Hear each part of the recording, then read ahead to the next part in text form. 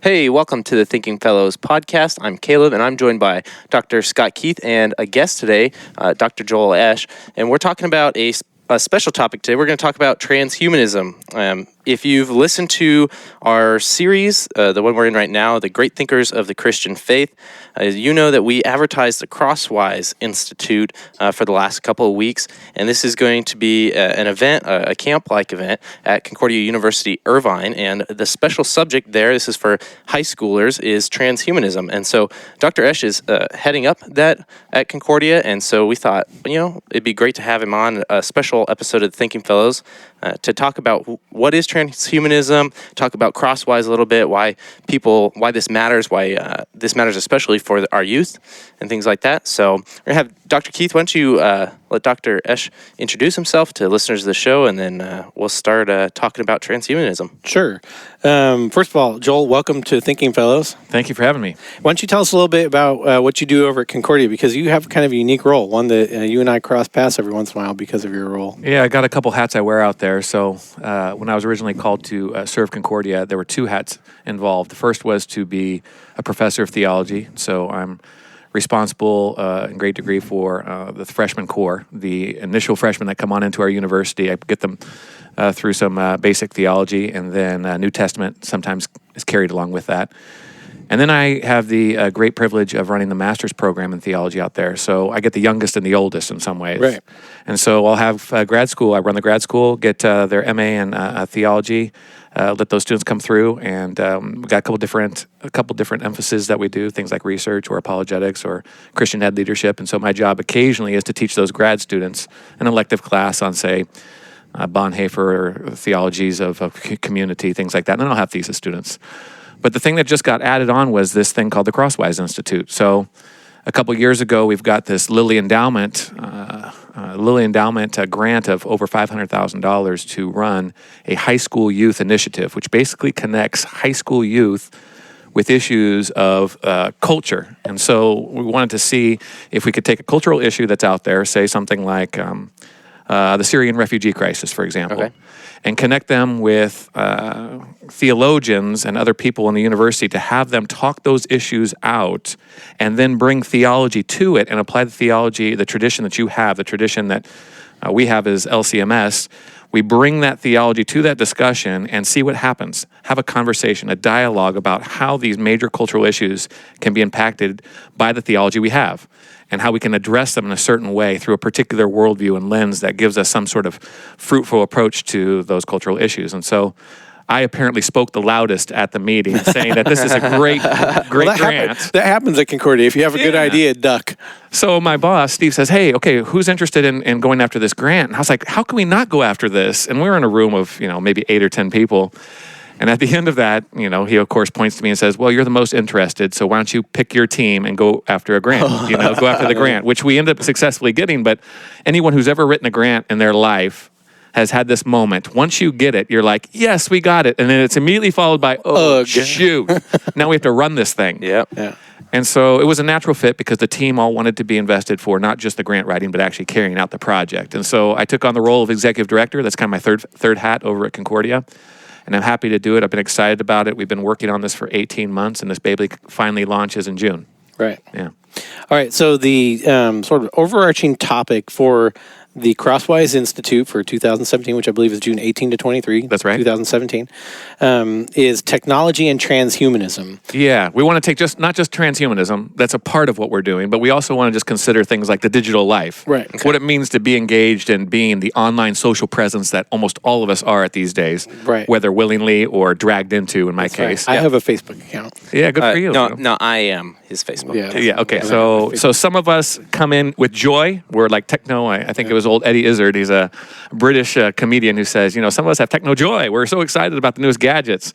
And other of us have techno fear, which is like, oh my gosh, am I going to crash the internet if I press this button? That kind of situation. I'm somewhere in the middle. I kind of call myself a neo-Luddite, but I'm very hypocritical in that stance. Yeah, me too, actually. Yeah. So we started out the last two advertisements when we did this, and I asked Caleb, what is transhumanism, just so, because I don't think many of our listeners will have even heard the term. Sure. So I'm going to let him do his shtick on transhumanism, and then maybe have you come and add to it, because you've done a lot of work on this. This is your your doctoral subject, right? Was something Well, like it wasn't transhumanism. It was actually online social networks and how that relates to how we understand community of theology. Yeah, that's theology great. of communities, actually. Yeah. But transhumanism is such a natural kind of dovetailing extension of that. Thank you. Yeah, so you can tell listeners if I've been accurately portraying this or not. But basically, the way I've been explaining it on these breaks is that transhumanism is the belief that essentially technology is progressing in such a manner that we will get to the point, whether very distant or I think the hope is sooner than later, within the next 50 years or so, that we can integrate biology with technology in such a way that we can extend life for significantly longer than it is now, or the ultimate hope is indefinitely, seeking essentially salvation through the interface of our consciousness with technology. Yeah, that's the practical application, but at its philosophical fundamental level, it's that we have a moral obligation to transcend our nature. Yeah. Wow, that's an interesting way to say that. To think about this is that we are limited beings, right? Our brain can only get so big because our skull is only so big. And so for a transhumanist, when they look at that, they see that is fundamentally flawed. There is something fundamentally wrong with the nature of humans as we are, the nature that we're given, So the next actual step body. of evolution, really. Yes, our job is to transcend. And so sometimes when you read about transhumanism, you're hearing about this post-human future. Yeah. Where Homo sapiens turns to Homo technologicus, or something like that. So how that practically kind of... You're totally creeping me out right now. Yeah, it should creep you out just a little bit. It is. There's And something that's a little exciting and terrifying, and it's right next to each other. Oh my goodness. Well, and I mean, part of this is even like certain technologies that you wouldn't necessarily like now associate with this. I think VR is a big one, right? A lot of people, see it's going to be even video games, or you can experience the Grand Canyon without being there, or something like that. Right. Well, VR is a lot of how they, a lot of transhumanists talk about interfacing with that future world is by creating such good VR worlds that we won't even really need the physical one. Yeah, but it's more than that, right? They're not completely divorced from this life, this space that we're in. And so you got guys like Aubrey de Grey who are basically saying, okay, to be a transhumanist is partly to repair all the cellular damage that you have so that you can, in fact, not make death this inevitable thing that you're waiting for, but this thing that you choose. Yeah. When you've lived long enough, then you can say, okay, I'm ready to die now. Yeah, right? that's interesting. You can choose your last day. 150 years, 200 years, 250 years. I mean, he believes, and I think this is the fundamental belief of many transhumanists, is that we have our destiny in our hands. We're finally at a point where our technology is so great and our computers work so quickly and so fast that we can kind of set our own course, our own destiny, even as a matter of life and death. Right? So we can transcend these things like death and sickness. We can transcend these things like ignorance, like having limited knowledge. I mean, imagine this. Could you imagine if someone offered you this possibility? Hey, Joel, we can chip your brain and give you the power of Google and the Library of Congress at the speed of thought. Yeah. Okay, now think about what that does. That makes you instantly smart with no wisdom, right? Makes with you no ability to have any wisdom. smarter than anybody you've ever met in your life. That's right. Yeah. And no wisdom. And it's so profound that the people who are really buying into this transhumanist thing, they're saying something like this. There's going to be no way for a transhumanist to communicate with a unplugged human. Oh wow. It's going to be like a greater difference than man to ant than transhumanist to human. Oh my. So the idea being is you either better get on board when this whole kind of information uploading to your brain happens, or you're going to be literally left in the dust. And you now, are going to be this is the new Left Behind scum. This is the new Left Behind. You either going to be in or out, and everybody's going to have to make these decisions for their children as infants, as young people. Are you going to possibly say no? We're not chipping you. I mean, these are. A lot of this is conjecture. Well, that's but it's not. But it is, and it's not. It's conjecture, and it's not. And this is when we were advertising the show on the last couple of episodes. This is what we were saying. How do you tell a parent that their kid needs to come to this, right? Right. And one of the things I said is Caleb and I have these conversations. Well, all my kids. I mean, not Josh. He's kind of a Luddite. He really is. But Caleb and Autumn have this. I like him already, by the way. Conversations all the time about. Even to the point of your Apple Watch recording all your biometric data and storing it, right? How do you make those decisions? Right now, we see each one of these as decisions, but I could see a time pretty easily in the future where the only decision is that you maybe are able to make if whoever powers be let you is, are you going to opt out? Right. And you got to think about this. This is an exponential curve. Right. This Yeah. is not the straight line inclination. We're not just adding technology to technology.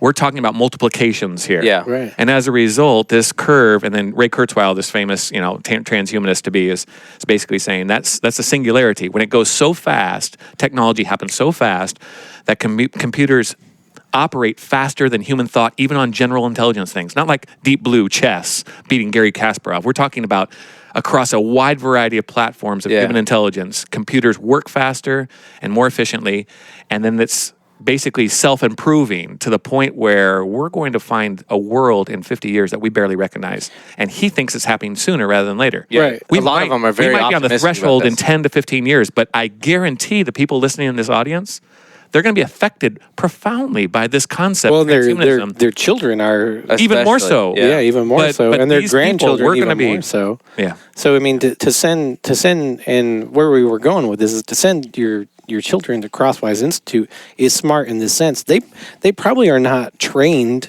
or educated to think about these things critically as they come along, these new technologies as they come along. And one of the things that I would hope comes out of the Crosswise Institute are not necessarily conclusions, but it is much the mental furniture for these students to be able to consider adoption, not adoption, the integration of this technology, the implications of the technology if they were to adopt it, and to think about these things critically. You're talking about the forming of wisdom and character, really. And this is kind of what our thought was with Crosswise from the beginning. We're so good as theologians as reactionaries, right? Right. Something happens, and then we just shout out, no, that's wrong because of this. That's right. But we're very rarely on the cutting edge of thinking about things that are coming in the future, where we have frameworks in place to deal with these issues that are coming around the corner in 5, 10, 15 years, where we already have literally a group of fine young thinkers who are saying, no, I know what's coming, and I know at least I've wrestled with the issues that are going to be coming in decades ahead, and I've already wrestled a little bit with those, and I know the dangers that are coming, and I already got theological structures that are in place, philosophical structures that can help me kind of trailblaze a path through that malaise, really. And so for us, we didn't want to start with the party line. Yeah. And here's what I mean by that. Theologians love to just have conferences that say, here's the party line, get in line. So we didn't want to bring in just our best theologians to say, what is the right reaction to technology? Exactly. We wanted to actually have them exposed Like to I someone would. who's an atheist. So one of our speakers is not a believer, and he's going to full force say, this is why we should all be transhumanists. And in that disequilibrium, we want our participants to be like, oh, that makes me a little nervous. That challenged my worldview. Yeah, that's a good academic environment, one that's kind of rare nowadays, to actually, bring a speaker to your campus that disagrees with your worldview. Yeah, could you imagine? Like, it's much better than all of a sudden saying, okay, this is what you need to know on the exam. Yeah. Well, That's not going to help us at all, right? Ultimately, we're trying to ask critical questions, but be fully confronted by the culture before theology is added. Right. This is my Dr. Father Jim Nestigan has an argument that he calls secondary confirmation, which I've tried to take up and take over to churches around the country.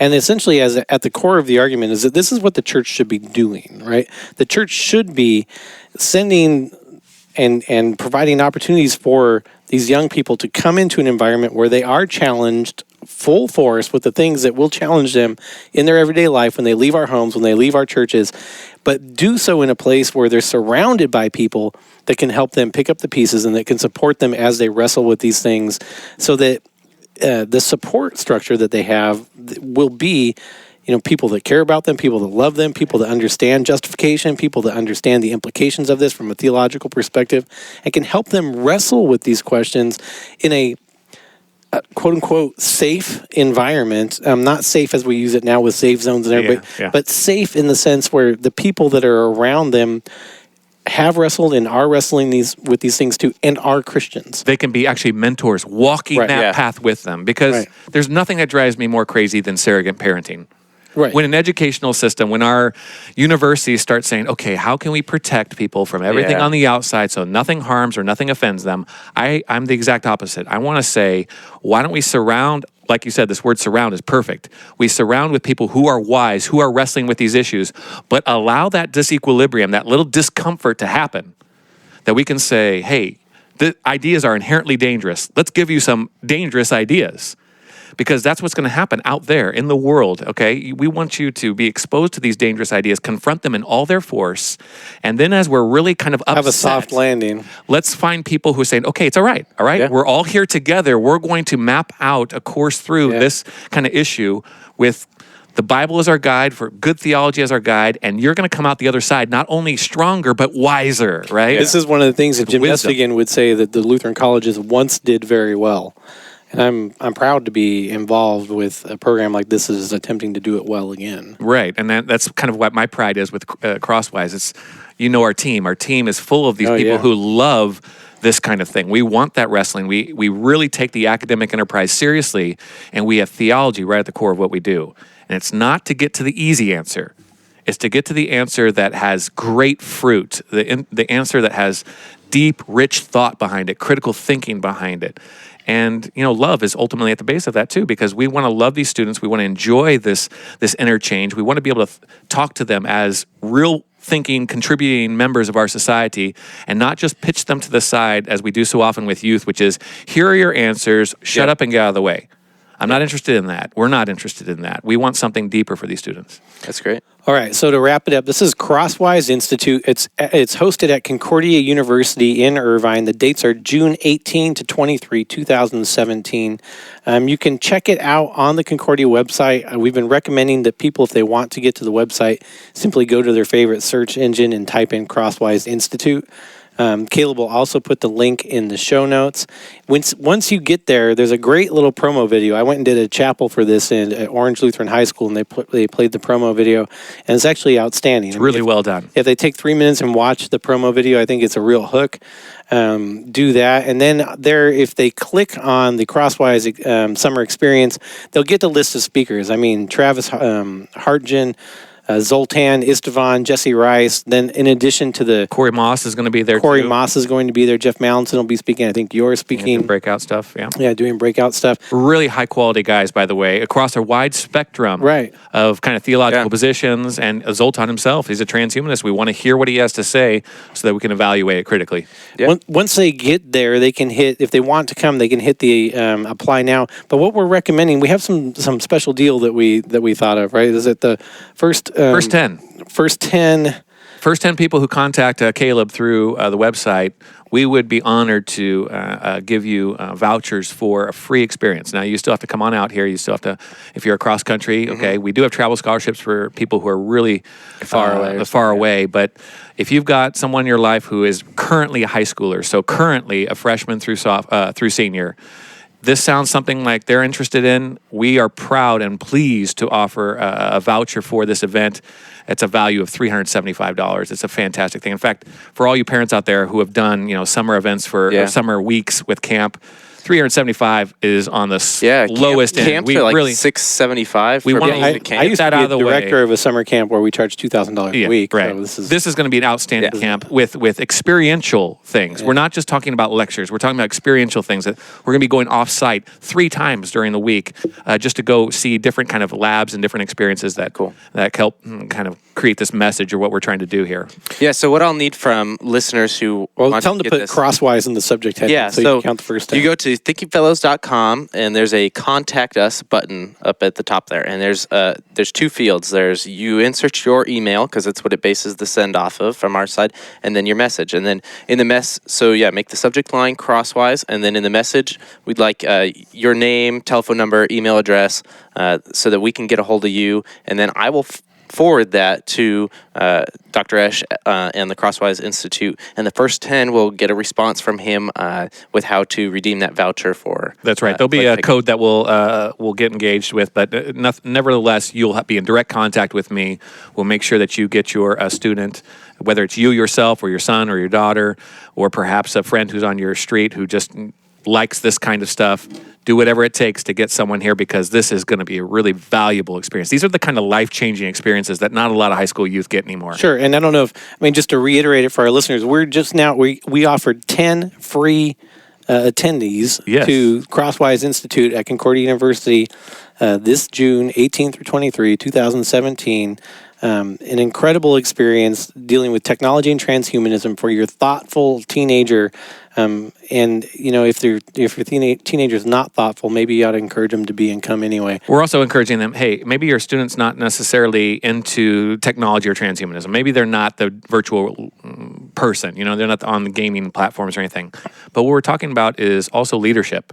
Yeah. This is a leadership thing. This is where students kind of rise above their peers because they're thinking deeply about things that matter. Even if it doesn't matter directly to them, they're practicing something that's really interesting: discernment, wisdom, critical thinking. If your kid has just got that leadership gift that just needs to come out, this is the chance. Well, these are the types of questions that are going to change the world coming up pretty soon. And so having the opportunity to think about those questions before it's sink or swim is fantastic. And they're going to be the leaders in that discussion going forward. Yeah. All right, so check it out. Caleb will put all the information, as he always does, in the show notes, so check that out if you can't find it. Crosswise Institute on your search engine. You can also, the email address that I found earlier was crosswise at cy.edu. I'm assuming that goes to somebody that can answer. Right. That goes to Becca. Yep, they can answer the questions. Thanks for coming on, Joel. Thank you so much. I appreciate it. Appreciate it, thanks for coming guys. on the Thank show. you so much. All right. We'll catch you next time.